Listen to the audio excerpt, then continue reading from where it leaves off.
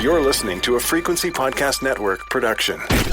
The Brock and Dalby Podcast. This is the Brock and Dalby Podcast. Live from my mother's basement. Who's the wrestling fan now, Brock? I had to make a trip out. My mom had surgery yesterday, so I had to pick her up from the hospital, make sure she's all good and stuff. So I will be broadcasting from Mummy's basement today. You look super cozy. Can I just say that? I am laying in bed. I'm full out laying in bed right now. I've got this weird headset on. You look like you're about to handle customer service. Yeah, I've got like a telemarketer's kind of type headset on right now. I feel like I'm trying to scam call people, pretend that I'm the CRA this morning. I was going to say, you either look like you're about to help somebody log into their Windows or you're about to help someone steal their bank account information. It's one or the other. Yeah. You're back at Mom's house, though. How does that feel? It's pretty good so far. My grandma's got a lot of snacks, that's for sure. That's the best part about it. That's the best part about going to a parent's house is I don't know what it is. Like, I hope that I retain that gene when I get older and my kids come to visit me. Is just being a parent just means having snack foods at the ready at all times when your kids are around. Oh my God. Well, like even my mom, she was like all doped up from her surgery yesterday. And as soon as we get back, it's like, do you want some food? Are you hungry? Dude, I went to the bathroom like 5 minutes ago and she was laying in bed and she's like, hey. I'm like, hey, what's up? She's like, there's some watermelon in the fridge if you want. I'm like, Mom, it's 5 a.m. Go back to bed. Like, what are you doing? 5 a.m. watermelon would hit. You should look into that. I just feel like every time I come here, everyone's just trying to keep me fat. Like, I don't know what's going on. Dude, when I would go to visit my mom in the summers, like I would take the kids out to BC and go do that trip every summer. It was the same thing. It's like there's always snacks on the go. There's always cookies out on the counter for some reason. They just seem to magically replenish themselves. And the home-cooked meals, like I know your mom's kind of like recovering right now, so probably isn't going to be like over the stove for you. But there's nothing like a home-cooked meal when you go back home. My mom's cooking not so much. My grandma's cooking, though. Oh, my God. Sorry, I did forget, famously, not the best chef in the family. I don't mean to kick a woman when she's just had surgery, but, I don't like meatloaf for a reason. The Brock and Dalby Podcast. We're talking about visiting your parents because I am live from my mom's basement right now. We asked you guys the question of, like, what is the best thing about going back to see your parents? Trevor probably hit it on the head for me, said you don't have to watch your kids. Dude, that's probably a huge one. It's just basically going to a babysitter's where you get to hang out. Yeah, that's just it. You're going to the babysitter's house, but also you can just sit on the couch. You can stuff your face with food from the fridge. You can watch their TV, and they'll just take care of all the work. Honestly, just in general, it's almost hard to accomplish something when you go over to your parents' house. They want to do everything for you. Someone said the best part is sleeping in my old childhood bed, which, like, what kind of bed did you have when you were a kid? Right. Was it a good bed? I feel like I didn't have a good bed. I go to my uncle's place sometimes, and he'll put us up in the spare room, which has his oldest kid's old bed. And I swear to God, I think it's made of straw. Like, who's keeping beds from back then? I will say I am jealous if you still have your childhood bedroom at your parents' house because, like my parents have moved around a lot. Like I don't have my Trish Stratus posters on the wall or anything to go home and look at anymore. I wish I had those. I was thinking about that with my kids. It's like, I don't know once they turn, and this is still like 8 to 10 years away, but once they turn 18, like go off to college and move, if I stay in this house, I'm not leaving all of their like childhood stickers and posters and things. I'm going to repurpose that space for my own. I'm going to turn one of their bedrooms into a gaming lounge. Never mind keep it as some sort of weird shrine. It's always weird in movies how they just like someone moves out to college and they just keep their room the same for the rest of their life. Right. The character comes back home 10 years later and it's like, we kept your room exactly the way you left it. It's like, but why? Might find some nice surprises in the dresser or something, though. You never know. I will say one of my favorite things, and I saw a couple of people text in about this, of going to your parents' house is seeing all the old things that, like, maybe not necessarily your room, but like the old photo albums, the old knickknacks, the family heirlooms and stuff like that. It can be a fun nostalgia trip unless you have pictures you really didn't want to see again from your youth. I do love when I come here and my mom likes to pull out like the big scrapbook photo album there, and then we find photos of my dad in there. Wow, he who shall not be named in this house. You found Voldemort in Mom's photo album. The Brock and Dalby Podcast. The Brock and Dalby Podcast. A Hamilton man has been charged after allegedly watching a movie on their iPad while driving down the 401. Now, there's not really, I mean, they say allegedly, but if you look at the photo I just sent you, it's like a small red hatchback.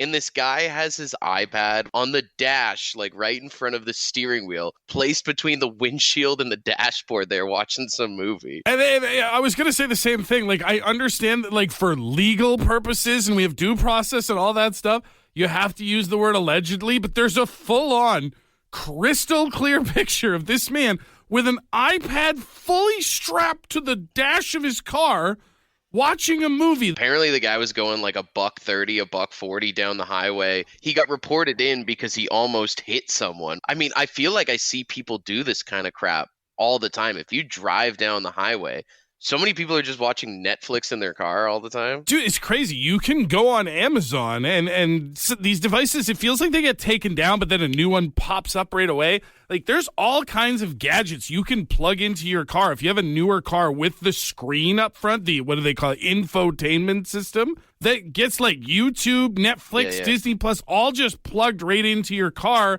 And it's all under the idea of like, oh, it's so your passenger can be entertained. Oh, it's so the people in the back can watch it while you're driving. But we all know that it's for people like this schmuck to be able to watch their shows. The thing is, though, is I'm going over this police report here, and the only problem with it is they didn't say what film that he was watching. I need to know in order to determine whether this was a good or a bad crime, depending on the film. Like, was he watching Fast and Furious? Right. Was he watching Speed? Right. Ricky Bobby?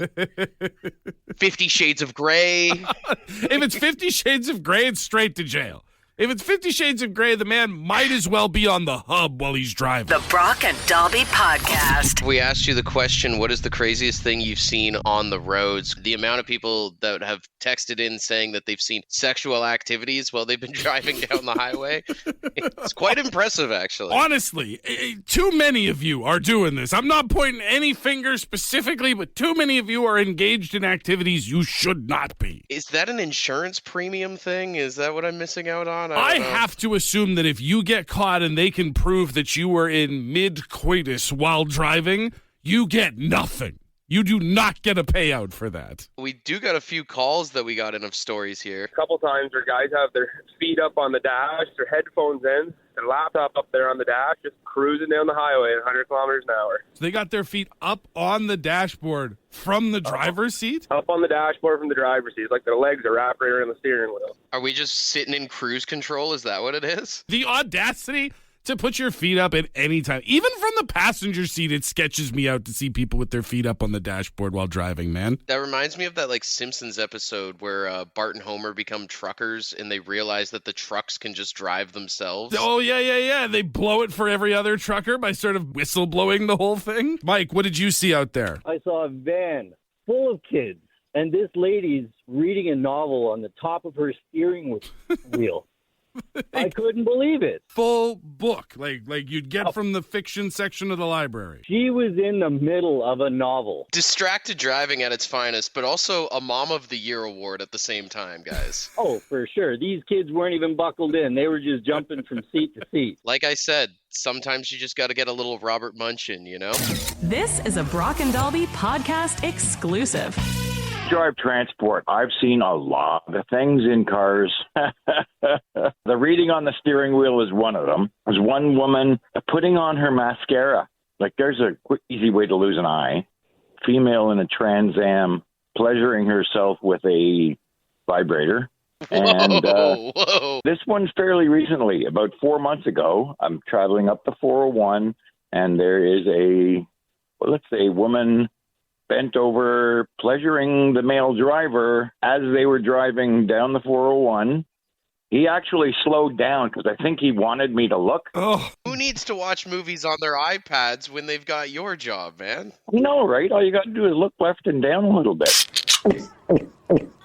The Brock and Dalby Podcast. Apparently, 2 former OnlyFans subscribers are suing the platform in a class action lawsuit, claiming that they were actually defrauded because, well, when you sign up for OnlyFans, you're supposed to be able to interact directly with, let's call them the models, right? Sure, yeah. The providers. But instead, they found out that these intimate messages and these photos that they thought that they were sending to them, well, it turns out a lot of these OnlyFans models, they actually hire these agencies to impersonate the models so that, well, the models don't have to speak to creepy guys all the time, essentially. You're telling me that even OnlyFans is outsourcing their customer service now? Yes.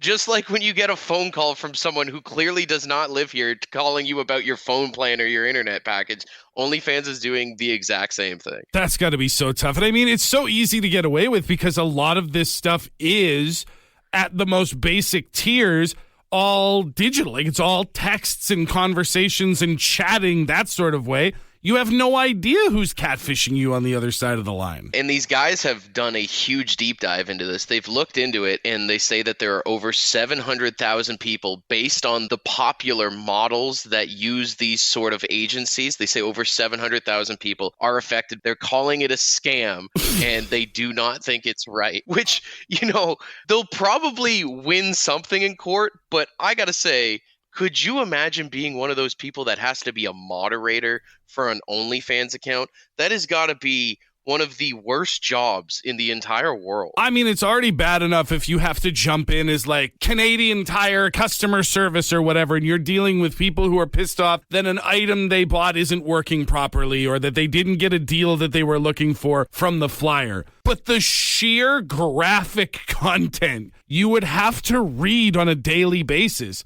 from people who think that they're basically getting one-on-one time with an OnlyFans adult creator would probably be scarring. Yeah, like you think you're having a bad day at work? Try opening up every third message and it being a genital picture. Like someone sending you their Richard digitally because they think that you're somebody else. Worst job in the entire world. You could not pay me enough money to do that. Well, okay, now hang on, because there has to be a number. There has to be some figure where you go, okay, I'll take on that job. Imagine being a moderator and being like, this is my boy. Like, I know this guy. The Brock and Dalby Podcast.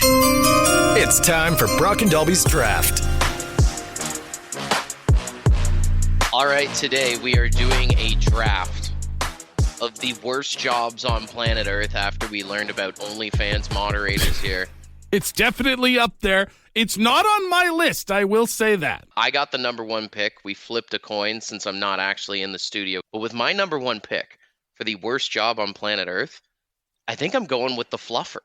The fluffer from adult video sets? If you don't know, on, adult spicy films, they usually have someone that has to keep things going. You want to talk about a hard job. That's it right there, brother. You went there. You really went for the hard job line. That's my number 1 pick. You know what? My number 1 pick is putting your life on the line for someone you might not even like. I think the worst job is being in the Secret Service or the equivalent of the Secret Service in any given country. True. I mean, you probably get paid good, but it's also, you're just going around with someone who potentially could get killed at any point and you didn't do anything. You are constantly in danger. If you don't do your job well, somebody else can die. And yeah, the money might be good, but is it worth it to know that you have to be willing to throw yourself at a bullet at any given moment? With my second pick in the draft of worst jobs, I'm going to go with telemarketer. Getting hung up on all the time. 90% of your day is having people be upset with you. Have you ever called someone and they pick up the phone angry? That sucks, man. That sucks. And it's all day. It's every day. And it's, I would say 95% of the people you talk to are not going to be nice to you. No, and that's the thing is you're just dealing with people who don't want to talk to you all day. And then imagine if you have problems at home, like you and the missus are dealing with something and then you got to go home to that after. Oh my God. My number 2 is also having to deal with a lot of people that would make your day suck, but it's being a mascot for literally anything, whether it's a sports team, a business, a venue, a company, being one of those characters that walks around dressed up like Mickey Mouse at Disney. You're just constantly being bombarded by children. You're hot and sweaty inside the suit. Nobody even knows it's you, and I cannot imagine that the pay makes any of that worth it. Yeah, that's true. That's true. Although it is one of the few times that you can have a job behind the mask. You are kind of like a superhero without any powers. You are kind of like, you have that anonymity, but at the same time, you can't use it for anything unless you want that to be your last day. Like, you might think, like, I could push this kid who's being a jerk over, but if I get caught, I'm fired immediately. Coming in at number 3, this one was texted in a few times on the text line at 762-555, and I'm going to go with horse inseminator because in that industry, there's two people. There's the guy that owns the horse, and there's the one who has to do the work. It's kind of similar to the fluffer. I'm sure it's a rewarding job if you go to the tracks and you see, hey, like, I helped create that, which is a weird way to phrase it, but you know what I mean? Like, it's a dirty job. Someone's got to do it, but couldn't be me. Right, you're watching the Kentucky Derby and you're like, I literally had a hand in that horse. And then it's just like, Yeah, talk about dirty hands, dirty money. It's funny you went to animals for your third and final pick, because so did I, with a job I only know existed because I used to lovingly watch the show Dirty Jobs with Mike Rowe. My number 3 pick is the avian vomitologist. What is that? So an avian vomitologist is literally somebody who goes out and finds, when owls eat small animals like mice and things of that nature, they eat them whole. They digest them whole, and they excrete them whole. And an avian vomitologist's job is to go and find these essentially puke piles and sell them to science, because they are some of the cleanest skeletal remains of small woodland creatures that can be studied. And I thought my horse inseminator one was gross. Literally, your job is to hunt through the forest for owl puke and animal remains, and then you sell it to teachers so that they can dissect it in class. I got the fluffer. In at number 2, I got the telemarketer. And in at number 3, I got the horse inseminator. On my side, I've got Secret Service agent, or the equivalent of for whatever country, at number 1, a mascot for number 2, and the avian vomitologist in at number 3. It's obscure, but it sucks. The Brock and Dalby Podcast. Well, it's not my favorite thing to do, but I guess if I have to push the button and say that you're the winner, I have to push the button. Victory!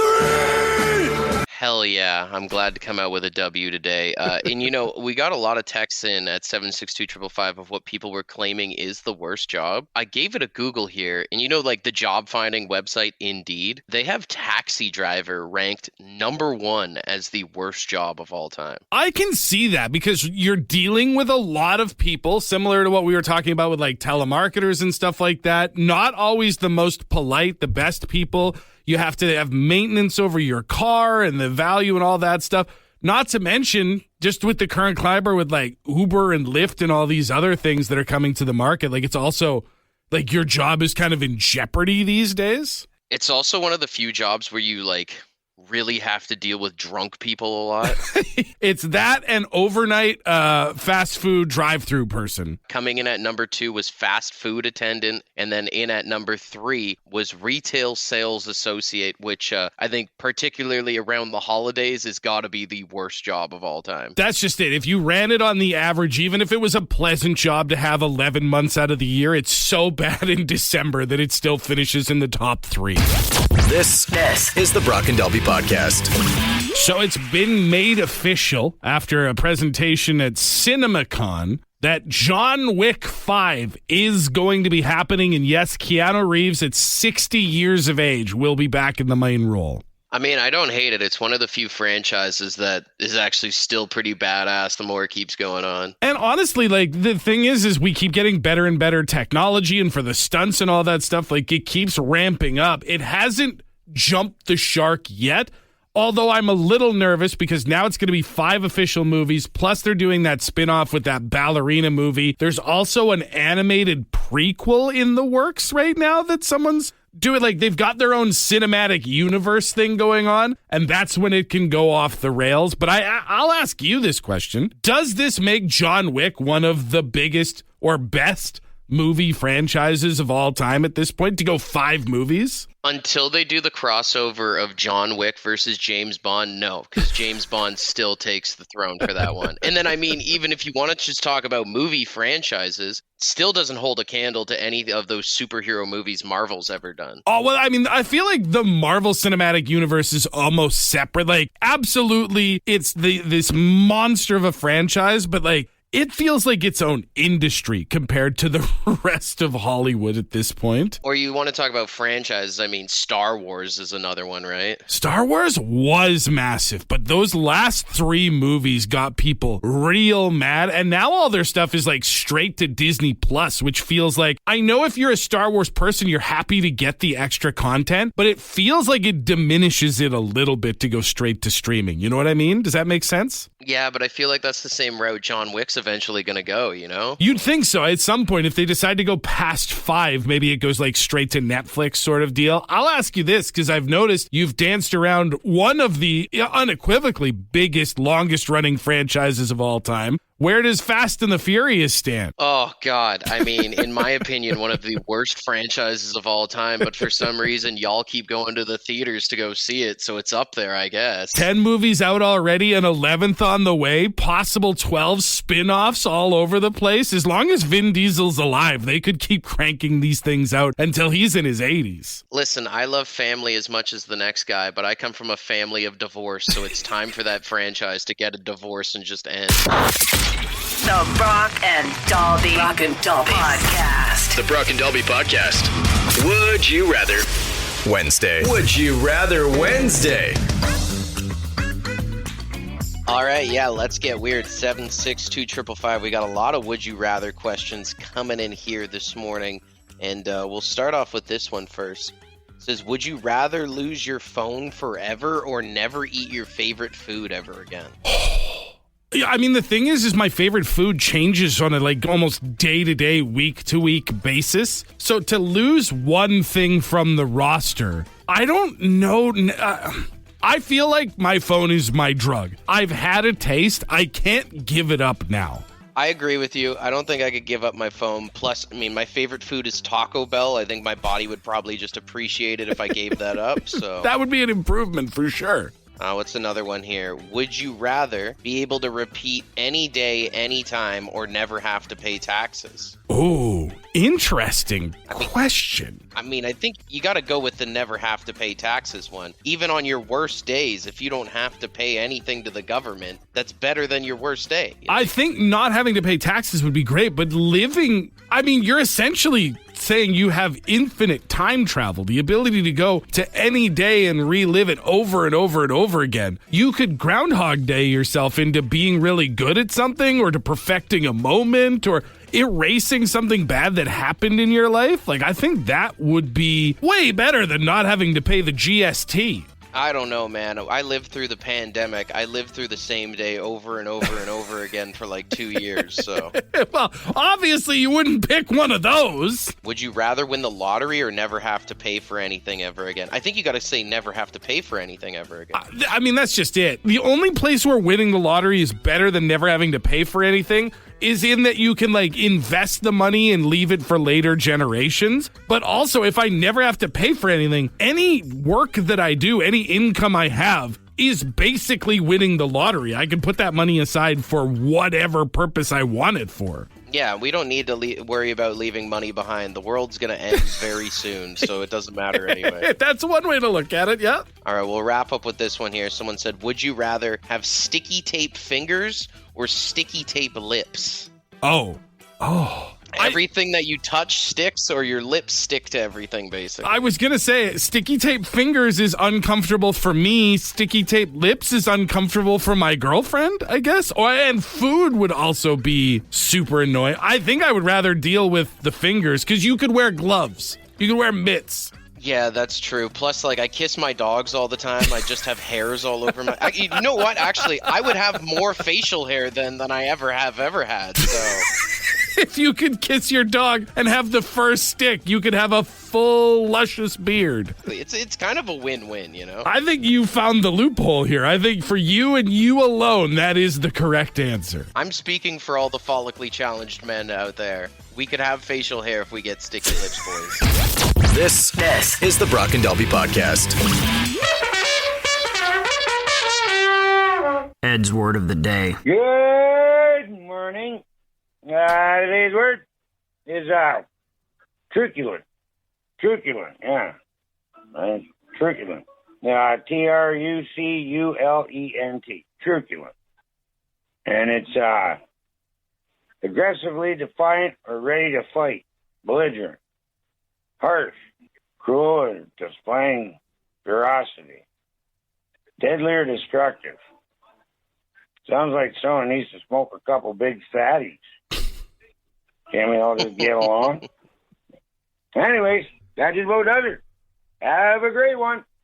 Cheers. That's Ed's answer to everything, if we're being honest, though. I think we know a lot of couples out there that are very truculent. You know, the ones you don't want to go on a holiday with. Oh, absolutely. I will say it's truculent. Not every couple has one, but every couple that's ever ruined a big night out has at least one person in the relationship that's truculent. And, you know, the whiskey brings out truculent behavior in people as well. On top of that, I mean, I think we could label all Chihuahuas as truculent, you know? Unreasonably truculent, if we're being honest. Always trying to start fights, and it's like, you got no business being this truculent. It's truculent and very short guys have the same similar behaviors, you know? Truculent. Use it wherever you can. Just try not to be it, all right? Want to be a part of the podcast? Leave a message on the Bad Line. The Bad Line is the answering machine for the Brock and Dalby Show. To get the number, text the word BAD to 762-555. Thanks for listening to the Brock and Dalby Podcast.